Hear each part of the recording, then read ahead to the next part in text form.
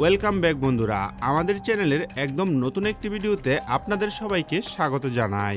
আজকের এই ভিডিওতে আমরা বলিউডের একটি লেটেস্ট সিনেমা নিয়ে কথা বলতে যাচ্ছি, যার নাম হলো তেরে ইশক মে। এই তেরে ইশক মে সিনেমাটি একটি লাভ স্টোরির উপর ভিত্তি করে তৈরি হয় এবং এই সিনেমার প্রধান চরিত্রে অভিনয় করেছেন সাউথ অ্যাক্টর ধানুষ এবং বলিউড অ্যাক্টর কৃতি শ্যানন। এর পাশাপাশি আপনারা যদি এর আগে ধানুষের রঞ্জনা মুভিটি দেখে থাকেন এবং সেই সিনেমাটি আপনাদের ভালো লেগে থাকে, তাহলে এই সিনেমাটিও আপনাদের অবশ্যই ভালো লাগবে। আর এমনটা বলার কারণ, এই সিনেমাটিও রঞ্জনা সিনেমা থেকেই অনুপ্রাণিত হয়েই তৈরি করা হয়েছে। এমনকি যারা মিলে রঞ্জনা সিনেমাটি বানিয়েছিলেন তারা মিলেই এই তেরে ইশক মে সিনেমাটিও তৈরি করেছেন। আর সেই কারণেই আজকের এই ভিডিওতে আমি আপনাদের সবার জন্য এই সিনেমার সম্পূর্ণ গল্পটি এক্সপ্লেন করতে চলেছি, যাতে আপনারা ঘরে বসেই গল্পটি জেনে এনজয় করতে পারেন। তাই যদি আপনাদের ভিডিওটি ভালো লাগে তবে ভিডিওটিতে একটি লাইক করবেন। বাকি আপনাদের মধ্যে যারা এখনো চ্যানেলটি সাবস্ক্রাইব করেনি তারা জলদি চ্যানেলটি সাবস্ক্রাইব করে নিন এবং বেল আইকনে প্রেস করতে ভুলবেন না, যাতে আপনারা আমাদের চ্যানেলে সব লেটেস্ট ভিডিও দেখতে পারেন। তো আর কথা না বাড়িয়ে চলুন শুরু করা যাক আজকের ভিডিও। মুভি শুরু হয় ভারতের লেহ লাদাখ থেকে। আর সিনেমা শুরু হতেই আমরা সবার প্রথমে অ্যাক্টর ধানুষের সাথে পরিচিত হই, যার নাম এই সিনেমায় হয় শঙ্কর। আমরা জানতে পারি যে শঙ্কর ইন্ডিয়ান এয়ারফোর্সের একজন ফ্লাইট লেফটেন্যান্ট এবং শুধু তাই নয়, পুরো লাদাখ রিজিয়নের যত ফাইটার পাইলট আছেন তাদের মধ্যে সবার মধ্যে সেরা হচ্ছে শঙ্কর। সিনেমার শুরুর দিকে আমরা দেখি যে এই সময়ে ভারত, পাকিস্তান এবং চীনের মধ্যে টেনশন বেশ তুঙ্গে। সেই সাথে এটা সেই সময় যখন ভারত এবং পাকিস্তানের মধ্যে যুদ্ধ প্রায় লেগেই যাবে এমন একটা অবস্থা।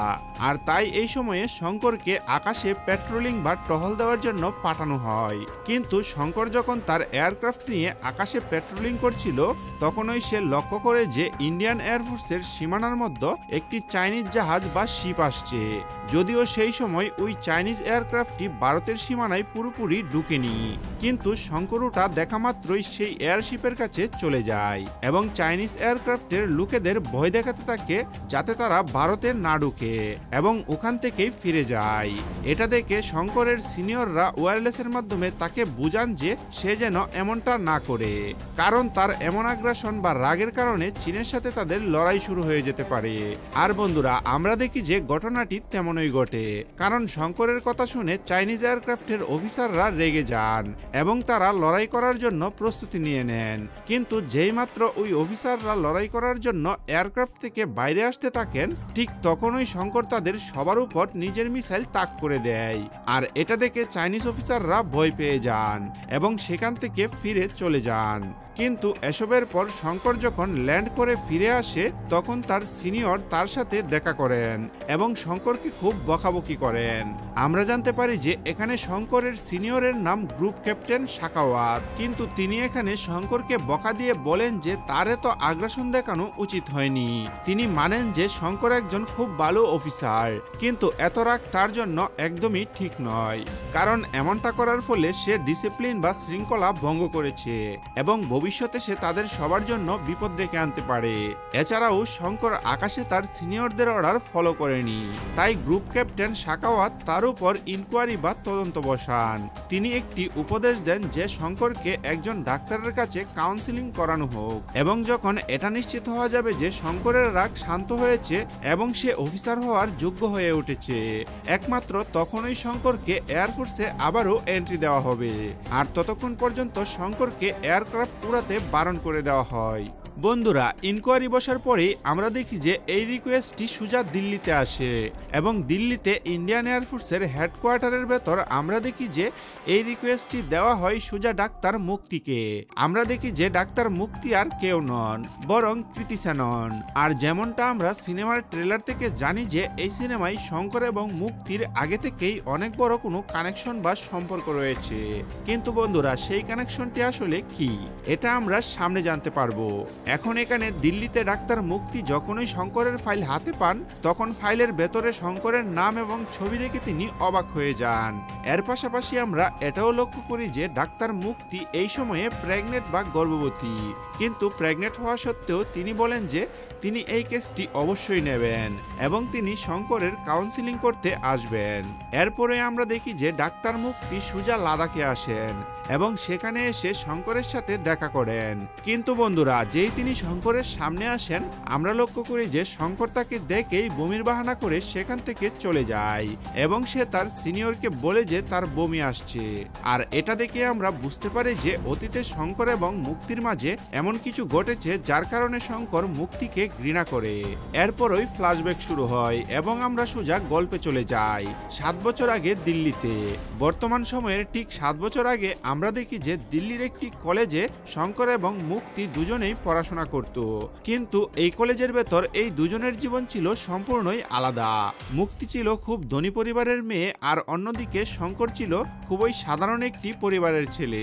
এর পাশাপাশি শঙ্কর এই পুরো কলেজ এবং পুরো দিল্লি ইউনিভার্সিটির প্রেসিডেন্ট ছিল এবং সে এতটাই অ্যাগ্রেসিভ বা রাগী ছিল যে সে সবসময় মারামারি করত।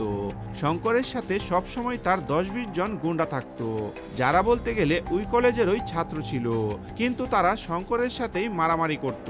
কিন্তু শঙ্করের থেকে মুক্তি ছিল সম্পূর্ণই আলাদা। সে খুব শান্ত স্বভাবের মেয়ে ছিল এবং সে সাইকোলজি বা মনোবিজ্ঞান নিয়ে পড়াশোনা করত।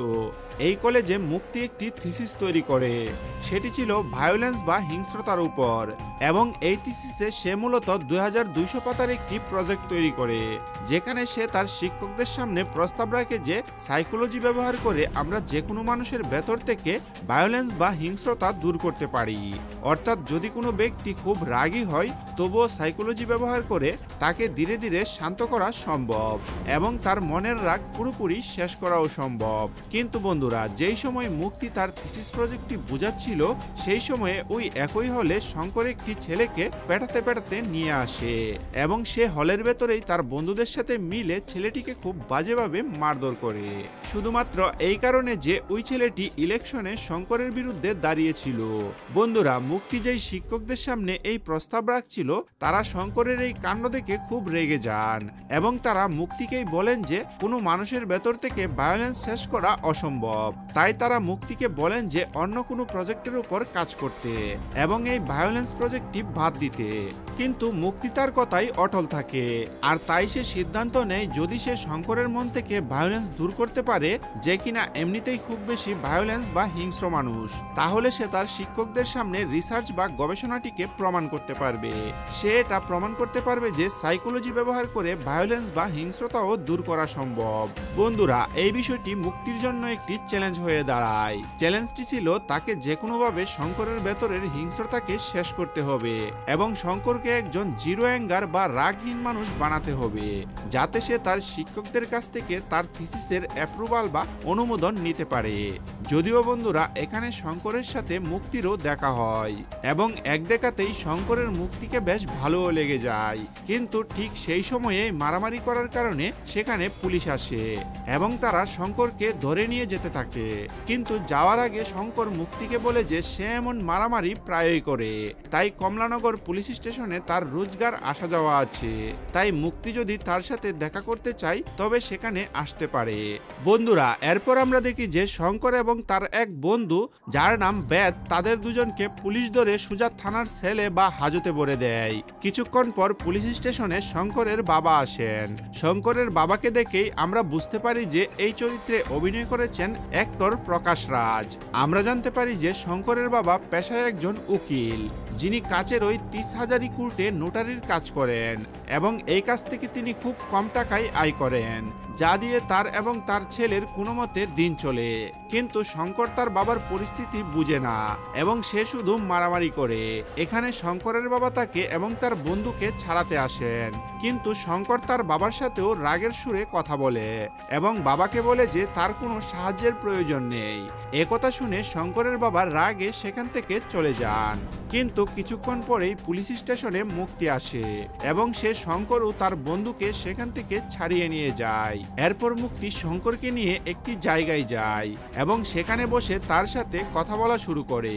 এখানে মুক্তি শঙ্করকে তার প্রপোজাল বা প্রস্তাব দেয় এবং তাকে বলে যে সে আসলে একজন সাইকোলজির স্টুডেন্ট এবং সে বর্তমানে মানুষের ভেতর থেকে ভায়োলেন্স বা হিংস্রতা দূর করার একটি প্রজেক্টে কাজ করছে, তাই সে চায় তার প্রজেক্টে শঙ্কর তাকে সঙ্গ দিক। এবং তার সব কথা মেনে চলুক। সে শঙ্করকে বলে যে কলেজের সব শিক্ষক তাকে শঙ্করকে নর্দমার কিট বলে এবং তারা বলে যে শঙ্করের মতো মানুষ কখনোই শুধরাতে পারে না, কিন্তু আমি তোমাকে শুধরাতে পারি। তাই আমি চাই তুমি আমার কথা মানো, যার বিনিময়ে আমি তোমাকে একজন ভালো মানুষ বানাবো। কিন্তু মুক্তির এসব কথা শুনে শঙ্কর তাকে বলে যে আমি কেন তোমার কথা মানবো? তুমি আমার উপর এক্সপেরিমেন্ট বা পরীক্ষা কেন চালাবে? নিজের সুবিধা মতো আমাকে দিয়ে কাজ করাবে, আমার ভেতরের রাগ শান্ত করবে এবং আমাকে দিয়ে ভালো মানুষ বানাবে, কিন্তু আমি আসলে তো এমন কিছুই হতে চাই না। তাই তুমি আমাকে বলো যে আমি তোমার কথা কেন মানবো? শঙ্করের কথা শুনে মুক্তিও কোথাও না কোথাও থেকে বুঝতে পারে যে তার পরিকল্পনা এভাবে কাজ করবে না, তাই সেও চুপচাপ সেখান থেকে বাড়ি চলে যায়। পরের দিন যখন তারা কলেজে আসে তখন আমরা দেখি যে কলেজে মুক্তির সাথে জাসি নামের একটি ছেলের সাথে দেখা হয়, যে কলেজে কোনো ছাত্র হিসেবে নয় বরং প্রফেসর হিসেবে আসে। কিন্তু এই প্রফেসর একজন পার্ট টাইম প্রফেসর যে উচ্চশিক্ষার জন্য পড়াশোনা করছে এবং তাই কিছুদিন পর জাসি ইউএসএ আমেরিকাতে চলে যায় তার বাকি পড়াশোনা শেষ করার জন্য। কিন্তু এই কলেজে জাসির সাথে মুক্তির যখন দেখা হয় তখন তাদের মধ্যে বেশ ভালো বন্ধুত্ব হয়ে যায় এবং তারা একে অপরকে বেশ সময়ও দিতে থাকে।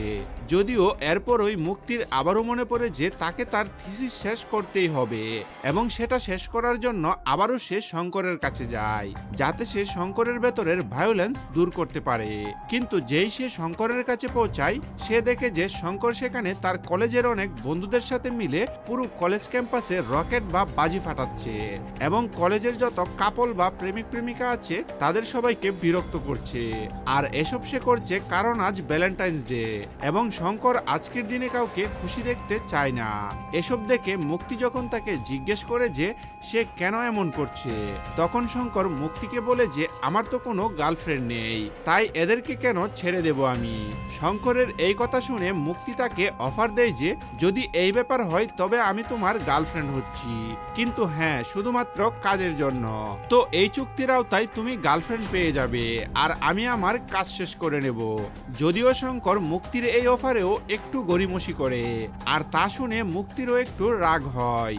সে শঙ্করকে বলে এই পুরো শহরে নর্দমার কিট শুধু তুমি নও বরং আরো অনেকে আছে, তাই তুমি যদি আমার কথা না মানো তবে আমি অন্য কারোর সাথে চলে যাব, এমন কারোর সাথে যাব যে আমার কথা মানবে। একথা শুনে শঙ্করের একটু হাসি পায় এবং সে মুক্তির এই অফারে হ্যাঁ বলে দেয়। এরপর থেকে মুক্তি শুধুমাত্র কাজের জন্যই শঙ্করের গার্লফ্রেন্ড হয়ে যায় এবং এর বিনিময়ে শঙ্কর মুক্তির প্রজেক্টে তাকে সাহায্য করতে থাকে এবং তার এক্সপেরিমেন্টগুলোর উপর কাজ করতে শুরু করে। এরপর থেকেই মুক্তি শঙ্করের সাথে থাকতে শুরু করে এবং সে ধীরে ধীরে তাকে অবজার্ভ বা পর্যবেক্ষণ করে। সে ধীরে ধীরে শঙ্করের সব বিষয় জানতে শুরু করে, শঙ্কর কোথায় থাকে, কার সাথে কথা বলে, তার সারাদিনের রুটিন কি, তার পছন্দ কি কি তার অপছন্দ, সে কোথায় যেতে পছন্দ করে এবং সবচেয়ে বড় কথা সে কোন কোন জিনিসে রেগে যায়। এভাবে করতে করতে ধীরে ধীরে 2 মাস কেটে যায় এবং এই 2 মাসের মধ্যে আমরা দেখি যে শঙ্করের মনে মুক্তির জন্য অল্প অল্প ফিলিংস বা অনুভূতি আসতে শুরু করে, কিন্তু মুক্তির মনে শঙ্করের জন্য কিছুই আসে না। সে এই বিষয়টিকে শুধুমাত্র তার কাজ হিসেবেই দেখে। কিন্তু এই 2 মাসে আমরা দেখি যে সে ধীরে ধীরে শঙ্করের মধ্যে অনেক পরিবর্তন নিয়ে আসে। কিন্তু তার 2 মাস পর হঠাৎ আমরা দেখি যে শঙ্করের খুব জিগরি দোস্ত বা কাছের বন্ধু বেদের সাথে কলেজের গেটের বাইরে একটি বাসের কন্ট্রাক্টরের সাথে ঝগড়া হয়ে যায়। আর যেই এই বিষয়টি শঙ্কর জানতে পারে সে এবং তার সব বন্ধুরা মিলে ওই পুরো বাসটিকে ভাঙচুর করে এবং বাসের ড্রাইভারও কন্ট্রাক্টরকে খুব বাজেভাবে মারে। এই কথা যেই মুক্তি জানতে পারে সে দৌড়ে শঙ্করের কাছে আসে এবং তাকে থামিয়ে দেয়। এরপর সে শঙ্করকে বলে যে সে যদি আর রাগ দেখায় তবে স্কুলের শিক্ষকরা তার থিসিস প্রজেক্ট কখনোই অ্যাপ্রুভাল দেবেন না এবং তার পুরো 2 মাসের পরিশ্রম নষ্ট হয়ে যাবে। তাই সে শঙ্করকে বলে যে যাই হয়ে যাক না কেন সে কারো উপরে হাত তুলবে না এবং একদমই রাগ করবে না। এর কিছুক্ষণ পরেই সেখানে সব শিক্ষকরাও চলে আসেন এবং তাদের সবার সামনেই মুক্তি ওই বাস কন্ট্রাক্টরকে বলে যে সে যেন সবার সামনে শঙ্করকে চড় মারে এবং আমরাও দেখি যে ওই কন্ট্রাক্টর শঙ্করকে চড় মারে, কিন্তু বিনিময়ে শঙ্কর তাকে কিছুই বলে না। আসলে এখানে মার খাওয়ার আগে শঙ্কর মুক্তিকে বলেছিল যে আমি এমনি এমনি তোমার কথা মানবো না, আমি তোমার কথা মানব, কিন্তু তার বিনিময়ে আমার কিছু চাই। যে কথায় মুক্তিও রাজি হয়ে গিয়েছিল। আর তাই মুক্তিকে বাঁচানোর জন্য শঙ্কর যেমন চুপচাপ চর খেয়ে নেয় এবং উল্টো দিকের মানুষটিকে কিছুই বলে না, কিন্তু ঠিক তারপরেই মুক্তি শঙ্করকে নিয়ে সোজা হোটেল রুমে যায়। সেখানে গিয়ে শঙ্করকে বলে যে তার যা করার সে করতে পারে, কিন্তু এটা দেখে শঙ্কর মুক্তিকে বারণ করে দেয় এবং সে মুক্তিকে বলে যে আমি জানি নিজের কাজের জন্য তুমি এসবও করতে পারো, কিন্তু তোমার মতো আমাকে দিয়ে এসব হবে না। আর তারপর এই কথা বলে শঙ্কর সেখান থেকে চলে যায়। আর আসলে বন্ধুরা এসব এই কারণেই, কারণ শঙ্কর এখন ধীরে ধীরে মুক্তিকে ভালোবাসতে শুরু করেছে। এখন এরপরের দিন আমরা কলেজে দেখি যে শঙ্করের কারণে এখন মুক্তির থিসিস পেপারে শিক্ষকরা সই করে দিয়েছেন, যার ফলে মুক্তি তার প্রজেক্টে পাশ করে যায় এবং শেষমেশ সে সাইকোলজির ডাক্তার হয়ে যায়। এটা দেখে মুক্তি ভীষণ খুশি হয় এবং তাই সে তাড়াতাড়ি শঙ্করের সাথে গিয়ে দেখা করে এবং তাকে জড়িয়ে ধরে হাসতে হাসতে লাভ ইউ বলতে থাকে এবং শঙ্করকে বলে তোমার কারণে আজ আমার অনেক বড় একটা কাজ হয়ে গেল।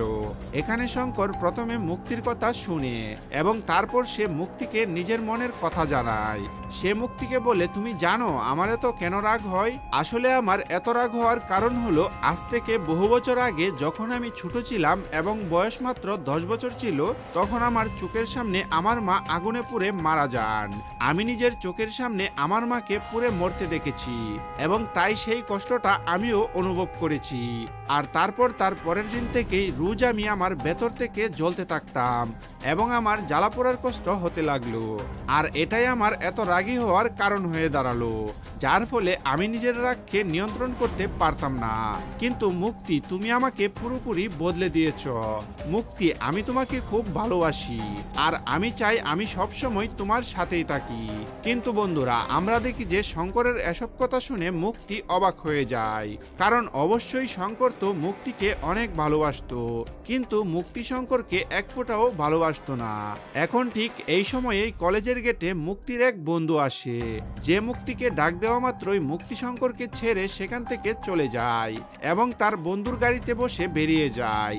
এটা দেখে মনে হয় শঙ্করের হৃদয় পুরোপুরি ভেঙে চুরমার হয়ে যায় এবং তাই শঙ্কর রাতে তার বন্ধুদের সাথে বসে মদ খায় আর এই কথার দুঃখ করে যে মুক্তি তাকে ধোঁকা দিয়েছে।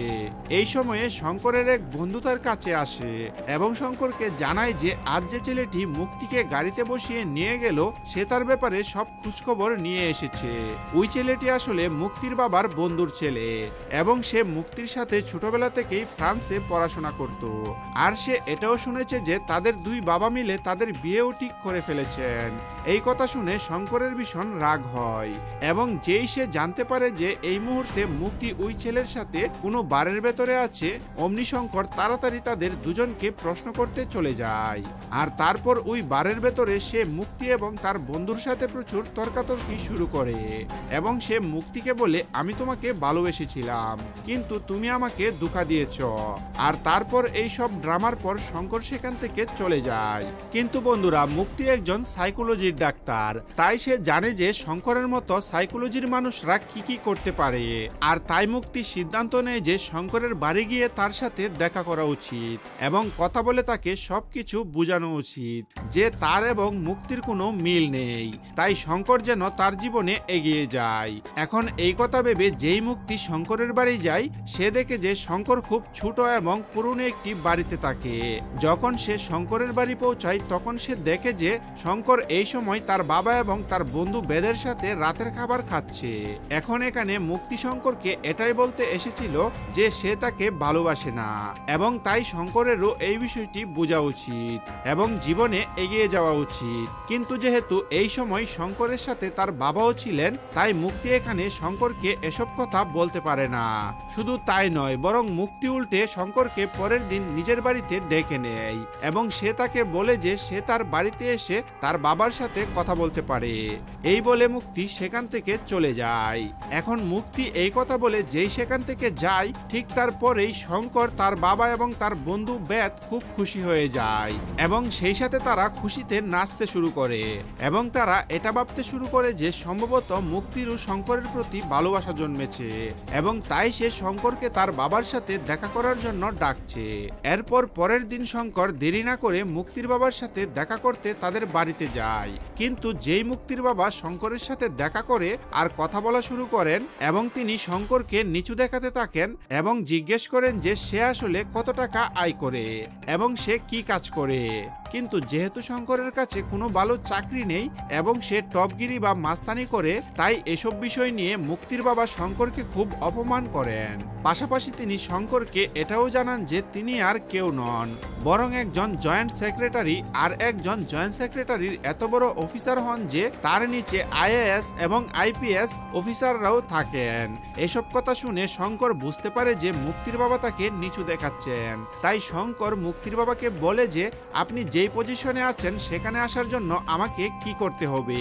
এই কথা শুনে মুক্তির বাবা তাকে বলেন, আমার পর্যন্ত আসার জন্য তোমাকে সবার আগে আইএএস অফিসার হতে হবে। কিন্তু একটা আইএএস অফিসার হওয়ার জন্য 3টি ধাপ থাকে। প্রথম ধাপ প্রিলিমস এবং দ্বিতীয় মেইনস এবং তারপর ইন্টারভিউ। কিন্তু মুক্তির বাবা শঙ্করকে বলেন যে যদি সে শুধু প্রিলিমসও পাশ করে নেয় তবেই তিনি তার মেয়ে মুক্তির বিয়ে শঙ্করের সাথে দিয়ে দেবেন। এখন শঙ্কর এই বিষয়টি নিজের ইগো বা আত্মসম্মানে নিয়ে নেয় এবং সে মুক্তির বাবাকে বলে যে এখন আমি মুক্তিকে সেই দিনই ফোন করব যেদিন আমি আইএএস প্রিলিমস পাশ করে নেব। যদিও এই কথা শুনে মুক্তি শঙ্করকে আটকায় এবং তাকে বুঝায় যে সে যা করতে চাইছে তা এতটাও সহজ নয়, কারণ প্রতি বছর লাখ লাখ পরীক্ষার্থী আইএএস প্রিলিমস দেয় কিন্তু তাদের মধ্যে মাত্র 2-1% পাশ করে। কিন্তু তবুও শঙ্কর মুক্তির কথা শুনে না এবং সে মুক্তিকে বলে যে সে তাকে সেই দিনই ফোন করবে যেদিন সে প্রিলিমস পাশ করে নেবে। বন্ধুরা, এরপর আমরা জানতে পারি যে শঙ্করের ইউপিএসসি সম্পর্কে কোনো ধারণাই নেই, এমনকি সে ইউপিএসসি এবং আইএএস এর ফুল ফর্ম পর্যন্ত জানে না। কিন্তু তবুও সে ধীরে ধীরে সব তথ্য জোগাড় করে এবং বই কিনে কিনে আইএএস এর পড়াশোনা শুরু করে। এরপর শঙ্কর দুবার পরীক্ষায় ফেলও করে কিন্তু সে তৃতীয়বারে প্রিলিমস পাশ করে নেয় এবং তারপর সেই দিনই সে মুক্তিকে ফোন করে এবং তার সাথে দেখা করতে যায়। কিন্তু শঙ্কর যেই মুক্তির সাথে দেখা করতে তার বাড়ি যায় তার চোখ কপালে উঠে যায়, আর তার কারণ হচ্ছে শঙ্করের প্রস্তুতির মাঝখানে এখন 3 বছর কেটে গিয়েছিল আর এই 3 বছরের মধ্যে মুক্তি ইউএসএ বা আমেরিকা চলে গিয়েছিল এবং সেখানে গিয়ে নিজের বাকি পড়াশোনা শেষ করেছিল। সেই সময় সেখানে তার আবারও জার্সির সাথে দেখা হয় এবং সেখানে তার ও জার্সির মধ্যে প্রেম হয়ে যায়। আর আজকের দিনেই তারা দুজন মুক্তির বাড়িতে নিজেদের এঙ্গেজমেন্ট বা আংটি বদল করছে। তাই এটা দেখে শঙ্কর সহ্য করতে পারে না এবং সে সবার সামনে মুক্তিকে অপমান করে সেখান থেকে চলে যায়। কিন্তু শঙ্করের তবুও এই বিষয়টি সহ্য হয় না, তাই সে কিছুক্ষণ পরে পেট্রোল বোমা নিয়ে আবারও মুক্তির বাড়িতে ঢুকে এবং পুরো বাড়ির ভেতর পেট্রোল বোমা ব্যবহার করে আগুন লাগিয়ে দেয়। এটা দেখে মুক্তি ভীষণ ভয় পেয়ে যায় এবং সে বুঝতে পারে যে হয়তো শঙ্কর তার প্রিলিমস পাশ করে নিয়েছে। তাই সে তাড়াতাড়ি গিয়ে নিজের ল্যাপটপ খুলে এবং রেজাল্ট চেক করে দেখে যে শঙ্কর সত্যিই পাশ করে গেছে। কিন্তু এরই মধ্যে শঙ্কর সব দিকে আগুন লাগাতে লাগাতে তাড়াতাড়ি মুক্তির কাছে আসে এবং তাকে জোর করে ধরে বলে, আমি তোমাকে বলেছিলাম যে আমি যখন প্রিলিমস পাশ করে নেব তখন তুমি আমার ফোন অবশ্যই তুলবে, কিন্তু আজকের দিনে তুমি আমার ফোন তুলোনি আর তুমি তো অন্য কাউকে বিয়ে করারও প্রস্তুতি নিচ্ছ। আর তাই আমি এই জিনিস দেখে আমার আর সহ্য হচ্ছে না। আমার মনে হচ্ছে আমার পুরো শরীর আগুনে পুড়ছে, আমার জ্বালা অনুভব হচ্ছে। আমি একদমই বুঝতে পারছি না যে আমি তোমার সাথে কি করব। আমি তোমাকে চুমু খাবো, তোমাকে জানে মেরে ফেলবো, তোমাকে এই ছাদ থেকে ধাক্কা দেব, নাকি আমি তোমাকে নিয়ে এই ছাদ থেকে নিজেই লাফ দেব। কিন্তু এরপর ওই মুক্তি শঙ্করের সাথে কথা বলা শুরু করে এবং যেহেতু মুক্তি শঙ্করকে একদমই ভালোবাসতো না তাই সে শঙ্করকে বোঝায় যে সে যেন এমনটা না করে। সে অনেক কষ্টে প্রিলিমস পাশ করেছে, তাই সে যেন সামনের প্রস্তুতি নেয় এবং আইএএস অফিসার হয়, কারণ যদি সে এসব করতে থাকে তবে সে তাড়াতাড়ি জেলে চলে যাবে এবং তার সামনের পুরো কেরিয়ার নষ্ট হয়ে যাবে। কিন্তু বন্ধুরা, শঙ্করের এসব কথাই কিছুই যায় আসে না, কারণ তার কাছে শুধু একটি জিনিসই গুরুত্বপূর্ণ আর সেটা হলো মুক্তি। আর মুক্তিকে পাওয়ার জন্য সে আইএএস প্রিলিমস পাশ করেছিল। কিন্তু আজকের দিনে শঙ্কর খুব বড় দুঃখ পেয়েছে। কিন্তু এখন এসবের মাঝেই সেখানে পুলিশ চলে আসে এবং পুলিশ শঙ্করকে অ্যারেস্ট করে স্টেশনে আটকে দেয়। এসব কিছু জানতে পেরেই শঙ্করের বাবা খুব ভয় পেয়ে যান, কারণ শঙ্করের বাবা জানতেন যে যদি তার ছেলে শঙ্করের উপর পুলিশ কেস হয়ে যায় তবে তার ছেলেকে কখনোই আইএএস অফিসার হতে দেবেন না। আর তাই এটা ঠিক করার জন্য শঙ্করের বাবা তাড়াতাড়ি মুক্তির বাবার কাছে যান এবং তার পায়ে পড়ে ক্ষমা চান, যাতে মুক্তির বাবা শঙ্করের বিরুদ্ধে যে অভিযোগ করেছেন তা তুলে নেন। মুক্তির বাবা খুব রেগেছিলেন, তাই তিনি শঙ্করের বাবাকে বলেন যে তার কাছে যেন ক্ষমা চান, এবং শুধু তার কাছেই নয় বরং তার বাড়ির যত কাজের লোক ছিল তাদের সবার কাছেই শঙ্করের বাবাকে ক্ষমা চাইতে হবে। এবং তিনি শঙ্করের বাবাকে বলেন যে সবার পায়ে পড়ে তাদের কাছে ক্ষমা চাইতে হবে। যদিও মুক্তি যেই শঙ্করের বাবাকে এত খারাপ অবস্থায় দেখে সে তার বাবার উপর রাগ করে এবং সে শঙ্করের বাবাকে সেখান থেকে চলে যেতে বলে। এবং বন্ধুরা, এরপরই মুক্তির বাবা শঙ্করের বাবাকে বলেন যে তিনি তার ছেলেকেও ক্ষমা করে দিচ্ছেন, কিন্তু ভবিষ্যতে যেন এমন কিছু না ঘটে। আর তারপর এটা বলার পর তিনি তাকে এটাও বলেন যে তিনি যেন তার ছেলেকে পুলিশ স্টেশন থেকে নিয়ে যান এবং তার ছেলের নামে কোনো রকম অভিযোগ দায়ের করেননি তিনি।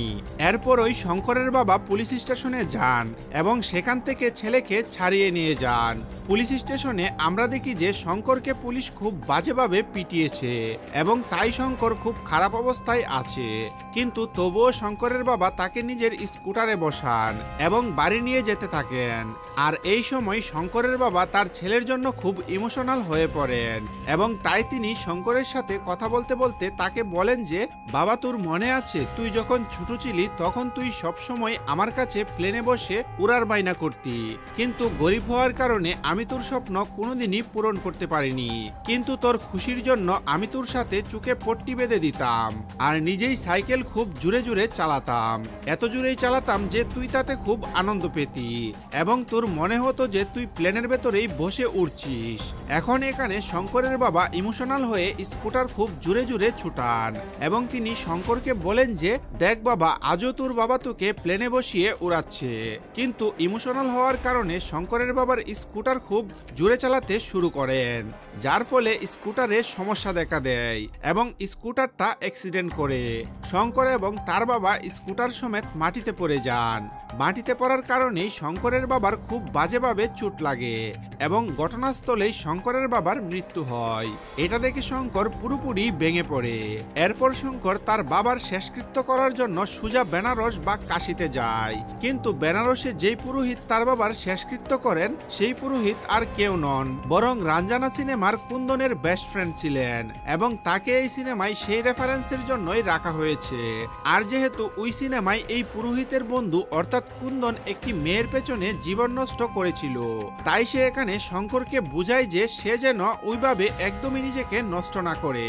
সে এর সাথে শঙ্করকে এটাও বলে যে সে যে মেয়েটিকে পেতে চায় সেই মেয়েটিকে সে কখনোই পাবে না, তাই শঙ্কর যেন নিজের জীবনে এগিয়ে যায় এবং নিজের বাবার ইচ্ছে পূরণ করে। এখন এরপর শঙ্কর তার বাবার শেষকৃত্য সম্পন্ন করে এবং সেখান থেকে বেনারসের গঙ্গা জল ভরে সোজা মুক্তির বাড়িতে পৌঁছায়। সেখানে গিয়ে প্রথমে সে মুক্তিকে জানায় যে তার বাবার শেষকৃত্য সে করে এসেছে এবং তারপর এটা বলার পর সে গঙ্গা জল মুক্তির মাথায় ঢেলে দেয়। আর তারপর সে মুক্তিকে বলে যে সে জানে মুক্তি বিয়ে করতে চলেছে, তাই সে ভগবান শঙ্করের কাছে প্রার্থনা করে যে ভবিষ্যতে মুক্তিরও যেন নিজের একটা ছেলে হয় এবং সেও যেন কোনো মেয়েকে ভালোবাসে, যার পরে গিয়ে মুক্তির এটা বুঝে আসবে যে যখন কোনো ছেলে কোনো মেয়ের প্রেমে পাগল হয় তখন তার মায়ের কতটা কষ্ট হয়। এখন মুক্তিকে এসব কথা বলার পর শঙ্কর সেখান থেকে চলে যায়। শঙ্করের জীবনে আর কিছুই অবশিষ্ট ছিল না, তাই সে সোজা নিজের বাড়িতে আসে এবং নিজের ছাদে বসে নিজের মাথায় একটি বন্দুক ঠেকায়, কিন্তু নিজেকে গুলি করে মারার আগে শঙ্কর দেখে যে তার মাথার উপর দিয়ে একটি প্লেন যাচ্ছে, আর তাই ওই উড়ন্ত প্লেন দেখে তার বাবার কথা মনে পড়ে, যার স্বপ্ন ছিল যে তার ছেলে শঙ্কর বড় হয়ে পৃথিবীর সবচেয়ে দ্রুতগামী বিমান উড়াবে। আর এখন এর জন্য শঙ্কর সিদ্ধান্ত নেয় যে সে এখন আর কিছুই নয়, বরং ইন্ডিয়ান এয়ারফোর্সের একজন ফাইটার হবে এবং সে উড়াবে ইন্ডিয়ার সবচেয়ে ফাস্ট এয়ারক্রাফট। এখন এটা করার জন্য শঙ্কর ভীষণ পরিশ্রম করে এবং পড়াশোনা করে এয়ারফোর্সে সামিল হয়ে যায়, যারপর সে ট্রেনিং নিয়ে এয়ারক্রাফট উড়ানো শুরু করে এবং তারপরই শঙ্করের পোস্টিং সোজা লাদাখে হয়। এবং তারপর থেকেই শঙ্কর কি করে সেই সব জিনিস আমরা সিনেমার শুরুতেই দেখেছিলাম। কিন্তু বন্ধুরা, এর অন্যদিকে আমরা মুক্তির গল্প দেখতে পাই এবং আমরা জানতে পারি যে যেদিন মুক্তির বিয়ে হচ্ছিল, অর্থাৎ সেই দিন যেদিন শঙ্কর মুক্তির মাথায় গঙ্গাজল ঢেলে গিয়েছিল, সেই দিনই মুক্তি শঙ্করের ভালোবাসাও বুঝতে পেরেছিল এবং তাই সে নিজের বিয়ে ভেঙে দিয়েছিল। কিন্তু বিয়ে ভাঙার পর সে যেই রাতে শঙ্করের বাড়িতে যায়, তখন সে জানতে পারে যে শঙ্কর এখন বাড়ি ছেড়ে এখান থেকে কোথাও অনেক দূরে চলে গেছে। সেই সাথে এখন সে কোথায় থাকে এই ব্যাপারে কেউই জানে না এবং সে কারো সাথে কোনো যোগাযোগও রাখেনি। এখন এই বিষয় নিয়ে ভেবে ভেবে মুক্তি আরো বেশি চিন্তিত হয়ে যায়। সে ধীরে ধীরে মদ খেতে শুরু করলো এবং ধীরে ধীরে সে তার পুরো স্বাস্থ্য নষ্ট করে ফেললো। কিন্তু মুক্তির বাবা চাইতেন যে মুক্তি যেন বিয়ে করে নিক এবং তাই তার বাবার কথা মেনে মুক্তি জাসিকে বিয়ে করে নেয়, যার পর ভবিষ্যতে সে প্রেগনেন্টও হয় এবং মুক্তি জানতে পারে যে সে খুব শীঘ্রই তার একটি ছেলে হতে চলেছে। কিন্তু মুক্তি মদ খেয়ে নিজের এতটা অবস্থা খারাপ করে ফেলেছিল যে এখন তার ব্লাড ক্যান্সার হয়ে গেছে। এমনকি মুক্তির অবস্থাও এতটাই খারাপ হয়ে গিয়েছিল যে তাকে দেখে তার বাবাও সেই কষ্ট সহ্য করতে পারতেন না, আর এই জন্য তার বাবারও হার্ট অ্যাটাক হয়, যার কারণে মুক্তির বাবাও তার শেষ নিঃশ্বাস গুনছেন। আর বন্ধুরা, এরপরে কি হয়েছিল তা আমরা সিনেমার শুরুতেই দেখেছিলাম, কারণ এরপরে হঠাৎ একদিন মুক্তি শঙ্করের ফাইল পায়। সে শঙ্করের কেসটি নিজের হাতে নিয়ে নেয় এবং তারপর সে শঙ্করের সাথে দেখা করতে এবং তার কাছে ক্ষমা চাইতে সোজা লাদাখে চলে আসে, একদম শঙ্করের কাছে চলে আসে। এখন এইসব পুরনো গল্প শেষ হয়ে বর্তমান সময়ে ফিরে আসে এবং এখানে মুক্তি শঙ্করের সাথে গিয়ে কথা বলে। মুক্তিকে দেখে শঙ্কর ভীষণ রেগে যায়, কিন্তু মুক্তি শঙ্করকে বুঝাতে গিয়ে বলে, শঙ্কর আমার কথা বুঝো, যে কোনো মেয়ে সবসময় একজন রাজকুমারের স্বপ্ন দেখে, কোনো মজদুরের নয়। আর তাই শঙ্কর, আমিও সবসময় এমন ছেলের স্বপ্ন দেখতাম যে আমার সমকক্ষ হবে এবং যে আমাকে সুখে রাখবে, আর এই কারণেই আমি তোমাকে কখনো ভালোবাসতে পারিনি। কিন্তু সত্যি বলতে কি, ধীরে ধীরে আমিও তোমাকে ভালোবাসতে শুরু করেছিলাম, আর আজ আমার যে অবস্থা তার কোথাও না কোথাও তোমার কারণেই হয়েছে, কারণ তোমার কারণে আমি এত বেশি মদ খেতে শুরু করি এবং নিজের অবস্থা এমন করে ফেলেছি। কিন্তু বন্ধুরা, আমরা দেখি যে মুক্তির এসব কথা শুনে শঙ্কর হাসতে থাকে, আর তাই শঙ্করকে দেখে মুক্তি তাকে বলে যে আমি জানতাম যে যখন আমি তোমাকে এসব বলবো তুমি আমাকে নিয়ে হাসবে। আর তাই শঙ্কর, আজ না আমি তোমার কাছে ভালোবাসার কথা বলতে এসেছি, আর না আমি তোমার কাছে কোনো ক্ষমা চাইতে এসেছি, বরং আজকের দিনে আমি এখানে এসেছি আমার ছেলের জন্য। আসলে বন্ধুরা, আমি আপনাদেরকে বলেছিলাম যে এটা সেই সময় যখন ভারত ও পাকিস্তানের মধ্যে যুদ্ধ শুরু হতে চলেছিল, আর তাই এখানে মুক্তি শঙ্করকে বলে যে তার স্বামী জাসি নেভিতে আছে এবং তাকে এই সময়ে আইএনএস বিজয় লড়াই করার জন্য পাঠানো হয়েছে। তাই হতে পারে যে এই বাচ্চার বাবা অর্থাৎ জাসি হয়তো আর জীবিত ফিরে আসবে না, কিন্তু এরপর পাশাপাশি তুমিও এয়ারফোর্সের পাইলট এবং তাই আজকের দিনে যদি আমি তোমার ফাইলে সই করে দিই তবে তুমিও সোজা যুদ্ধে লড়াই করতে চলে যাবে, যার পরে তুমিও বেঁচে ফিরবে কিনা তা কেউ জানে না। আর তাই শঙ্কর, আমি তোমার ফাইলে সই করতে চাই না, আমি চাই তুমি এই যুদ্ধ ছেড়ে দাও এবং তুমি আমার বাচ্চাকে সামলাও।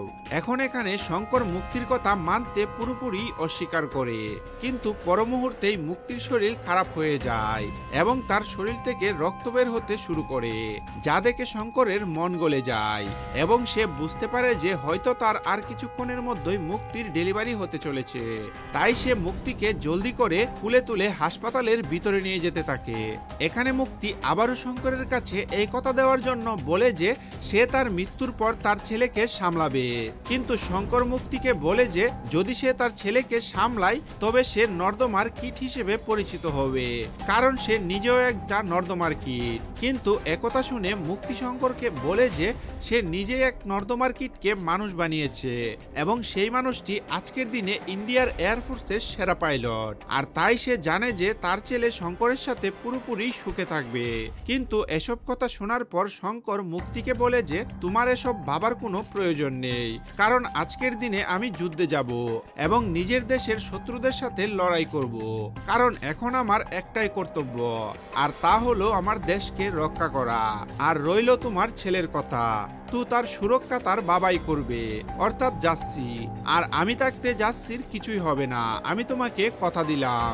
আর তারপর বন্ধুরা এই কথা দেওয়ার পর সে মুক্তিকে দিয়ে নিজের পেপারে সই করিয়ে নেয় এবং তারপর লড়াই করার জন্য সে চলে যায়। এরপরই শঙ্কর জলদি তার এয়ারক্রাফটে বসে এবং সোজা ইন্ডিয়ান নেভির কাছে পাকিস্তানিদের সাথে লড়াই করতে চলে যায়, যেখানে জাসি আগে থেকেই আইএনএস বিজয়ের ভেতর থেকে পাকিস্তানিদের সাথে লড়াই করছিল এবং এই সময়ে পাকিস্তানি ফ্রিগেটগুলো যুদ্ধজাহাজ আইএনএস বিজয়ের উপর ভারী পড়ছিল। কিন্তু শঙ্কর এবং তার সঙ্গীদের আসার সাথে সাথেই তারা সবাই মিলে পাকিস্তানের সব ফ্রিগেট ধ্বংস করে দেয় এবং একে একে সেগুলোকেও শেষ করে দেয়। কিন্তু এরপর পাকিস্তানের একটি শেষ ফ্রিগেট বেঁচে থাকে, কিন্তু সেটিকে শেষ করার জন্য শঙ্করের এয়ারক্রাফটের অস্ত্র ও ওয়েপন শেষ হয়ে যায়। এটা দেখে শঙ্করের সিনিয়ররা তাকে ফিরে আসতে বলেন, কারণ তার কাছে আর তার কোনো অস্ত্র ছিল না। কিন্তু শঙ্কর তাদের কথা শুনে না এবং সে সোজা তার এয়ারক্রাফট নিয়ে পাকিস্তানের ফ্রিগেটে ধাক্কা মারে, যার ফলে পাকিস্তানের ফ্রিগেটটিও ধ্বংস হয়ে যায়, কিন্তু তার সাথেই শঙ্করও মারা যায়। তবে এমনটা করে সে জাসিকে বাঁচিয়ে নেয়। আর তারপর অন্যদিকে আমরা দেখি যে মুক্তির ছেলের সাকসেসফুল ডেলিভারি হয়ে যায়, কিন্তু সন্তান জন্ম দেওয়ার পরপরই মুক্তি মারা যায়। আর বন্ধুরা এভাবেই এই পুরো প্রেমের গল্পে শঙ্কর এবং মুক্তি দুজনেই নিজেদের প্রাণ দিয়ে দেয়, আর এর সাথেই এই পুরো সিনেমাটি এখানেই শেষ হয়ে যায়। তো বন্ধুরা এই ছিল তেরে ইশক মে সিনেমার ফুল স্টোরি। ভিডিওটি আপনাদের কেমন লাগলো তা আমাকে কমেন্ট করে অবশ্যই জানাবেন। আর যদি ভিডিওটি আপনাদের ভালো লেগে থাকে তাহলে ভিডিওতে অবশ্যই একটি লাইক করবেন এবং আমাদের চ্যানেলটিকে সাবস্ক্রাইব করবেন। দেখা হচ্ছে নেক্সট কোনো ভিডিওতে, সেই পর্যন্ত ভালো থাকুন, সুস্থ থাকুন।